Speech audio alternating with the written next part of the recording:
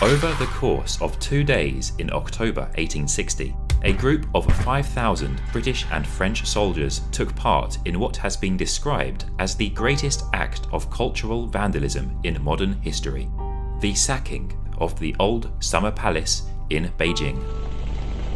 In total, an estimated 1.5 million priceless treasures were stolen, after which the troops proceeded to burn the palace to the ground.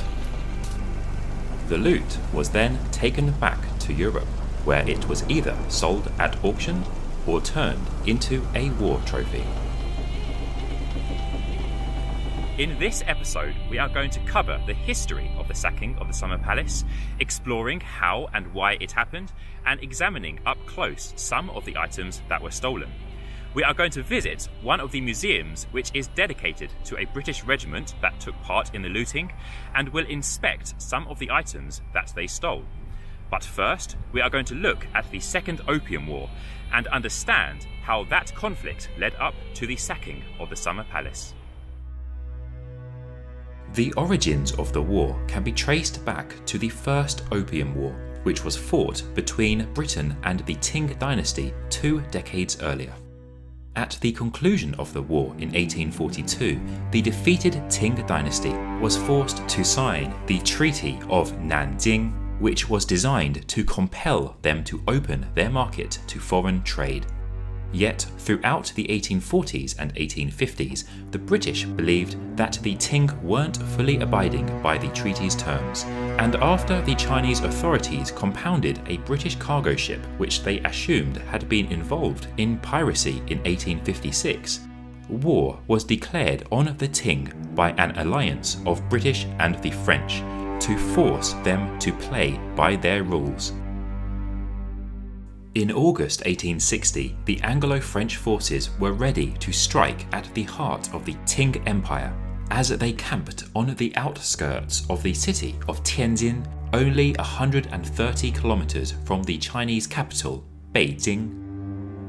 The British High Commissioner to China, Lord Elgin, had made a series of demands of the Qing, including accepting the British terms of trade and the release of several dozen British prisoners who were held hostage in Beijing. But the imperial commissioners who represented the Qing Emperor Xianfeng refused to comply with his demands and denied Elgin an audience with the emperor. Therefore, Lord Elgin ordered the British forces commanded by James Hope Grant to begin their advance towards the capital. The French army joined too, bringing the total number of troops over 10,000. The troops travelled along the Haihe River, which led directly to Beijing. Lining the banks of the river were a series of defensive fortifications which were designed to repel such attacks on the capital. The forts had managed to prevent a British attack the year earlier, but this time the Anglo-French forces disembarked downstream and travelled on land to attack the forts from behind. The forts were vulnerable from the land-facing side, and they were successfully captured by the Anglo-French forces on the 21st of October 1860. The troops were joined by more reinforcements, bringing their total number up to 17,000, and then they continued to battle towards Beijing itself. They successfully captured the capital on the 6th of October 1860. These photographs of Beijing were taken by Felice Beato, who accompanied the troops on their expedition, and thanks to his efforts, we are able to see the first ever photographs of Beijing. Upon capturing the capital, the Anglo-French forces were surprised to find that the hostages that the Qing had imprisoned had been tortured to death, and the Xianfeng Emperor had fled the capital. To avenge the death of their countrymen and to secure some rewards for the weary soldiers, 5,000 of the 17,000 troops set out for the gigantic garden complex to the northeast of Beijing, known as the Summer Palace, or Yuanmingyuan in Chinese. The Summer Palace, the majority of which was built across the 18th century during the reigns of Emperors Kangxi, Yongzheng, and Qianlong, covered a total area of 3.5 square kilometers and consisted of an elaborate array of pavilions, temples, and palaces dotted amongst stunning man-made lakes and hills. And, most importantly for the invaders, the complex housed millions of unique and priceless treasures.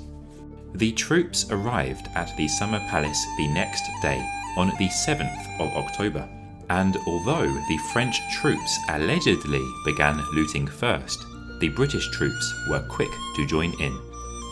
So numerous was the loot taken that the commanding officer of the British forces, James Hope Grant, ordered his troops to gather as many carts as possible to transport the stolen goods. James Hope Grant is seen here leaning on a Chinese vase at the Summer Palace, which he may or may not have later taken. The looting lasted for 2 days across the 7th and 8th of October 1860, and it is estimated that approximately 1.5 million objects were taken in total. Reports also claim that some soldiers took pleasure in using chandeliers for target practice and played catch with large mirrors. The majority of the looted items were high-value items that were also light and portable, such as pearls, ivory, jade, gold, and silk, although there were some larger items as well, like the throne of the first ruler of the Qing dynasty, Emperor Shunzhi. Much of the stolen goods were auctioned on the 16th of October to raise the reward money for the troops involved in the invasion of the capital. Many of the troops who didn't join in the looting purchased the items, as did many Chinese merchants who were keen to get their hands on some imperial loot. Yet, a large portion of the loot was ultimately taken back to Europe by the Anglo-French forces and was later either given as a gift, sold at an auction, or repurposed as a war trophy. In 1861, 608 of the stolen objects were presented to the Emperor of France, Napoleon III. A newspaper drawing from the time shows the collection, which included the Qing Emperor's war costume and a 2-meter high Buddhist stupa. Much of the loot went straight to the auction house as soon as it arrived on the European continent. A study of auctions held in Paris between 1861 and 1869 recorded that thousands of items sold had originated as loot from the Summer Palace. This includes almost 400 pieces of porcelain, over 300 pieces of lacquer, approximately 275 pieces of jade, 80 pieces of furniture, 30 paintings, and 25 weapons. Perhaps surprisingly, a large portion of the loot was taken back to Europe and simply forgotten about, only to be rediscovered by chance over a century later. This was the case for the loot of the Royal Marine Captain Harry Louis Evans. During the sacking of the Summer Palace, he succeeded in getting several enamelled vases, a set of imperial porcelain, and this bronze water vessel, which dates from the Western Zhou dynasty 3,000 years ago. The vessel is extremely rare, and only 6 such vessels exist. This particular one is known as the Tiger Ying because its lid is cast with the model of a tiger. The vessel travelled with Evan back to his home and then sat on the shelf of his family's house in the southeast of England for several generations, after which it was stored in the family attic for many decades. The vessel was only rediscovered by chance in 2018. Later that year, the vessel was purchased by an anonymous buyer at an auction for £410,000, and then it was gifted to the National Museum of China. There are likely many other such treasures waiting to be rediscovered.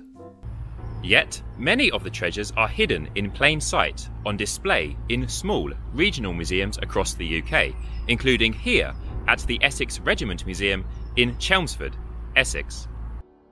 The museum provides a detailed history of the East Essex Regiment, otherwise known as the 44th Regiment of Foot, from its origins in 1741 right up to its merger with other regiments in the 1950s. The East Essex Regiment was an infantry regiment and saw combat in a variety of wars, including the American Revolution, the Napoleonic Wars, the First Anglo-Burmese War, the First Anglo-Afghan War, and the Indian Rebellion of 1857. I was surprised to find that the museum barely mentions the Second Opium War, which is a big omission because the East Essex Regiment actually played a pivotal role in the conflict. The regiment had led the assault on the Taku forts, and during the battle, two of the regiment's members, Lieutenant Robert Montresor Rogers and Private John MacDonnell, had swum across the ditch surrounding the North Fort and scaled its walls, becoming the first British troops to enter the Taku forts, paving the way for their capture. The Battle of Taku Forts is memorialised on the bottom left corner of the regimental colours, which were the military flags that the troops would have carried into battle. And the military medal section of the museum contains several of the Second China War medals that were awarded to the British troops who had fought in the conflict. The medal on the left was awarded to Colonel Andrew Brown, and the medal on the right was awarded to Quartermaster Sergeant Dennis Reddin. Both of these medals contain the Taku Forts clasp, indicating that they had fought in this particular battle. Other clasps would have been added if they had participated in other battles in the war, such as the Canton 1857 clasp, the Fat Shan 1857 clasp, Fat Shan referring to the city of Foshan in modern-day Guangzhou, or the Pekin 1860 clasp. If the soldier had also served in the First China War, now commonly referred to as the First Opium War, they would have also received the China 1842 clasp. Hidden in the corner to the right of the medals is a small section devoted to war trophies, within which one can find a Burmese jade Buddha captured during the First Anglo-Burmese War in 1825, a bell taken from a Russian fort during the Crimean War in 1856, and finally a cloisonné incense burner which was looted from the Summer Palace in Beijing in 1860. To create the cloisonné enamel, a variety of different coloured pastes made from ground glass would have been arranged on the surface within many sections separated by thin metal strips.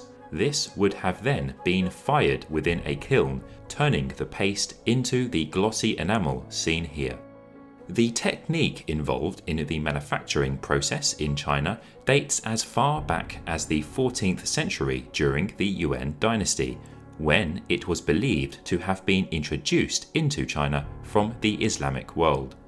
This particular incense burner dates from the early 19th century, during the reign of Emperor Jia Qing. The pink colour shown here on the lotus flower in the centre was a relatively new colour at the time, only having been recently introduced from Europe into China in the early 18th century. Both the handles and the legs of the incense burner are gilt bronze models of mythical Chinese animals. After being looted from the Summer Palace, the incense burner was not taken directly to Britain, but instead went to the East Indian city of Belgaum, where it was put on display in the mess dining room of the British forces. Later, the incense burner was eventually taken to England, where it was put on display as a war trophy in the Worley Barracks in Brentwood, Essex. The incense burner remained in Worley Barracks for the next century, up until the demolition of the barracks in 1962. Since then, the incense burner has been on display in the Essex Regiment section in the Chelmsford Museum. The sacking of the Summer Palace did not end with the looting. As retribution for the murder of the British hostages, on the 18th of October 1860, the British High Commissioner to China, Lord Elgin, ordered the burning of the Summer Palace. The incineration took over 4,800 men 2 days to accomplish. Having been utterly defeated, the Ting accepted the terms imposed on them by the British and French, and the Convention of Beijing was signed by Prince Gong on the 24th of October 1860. China agreed to pay a large indemnity to Britain and France, allowed foreign ambassadors to reside in the capital, and also gave up Kowloon Peninsula to Britain.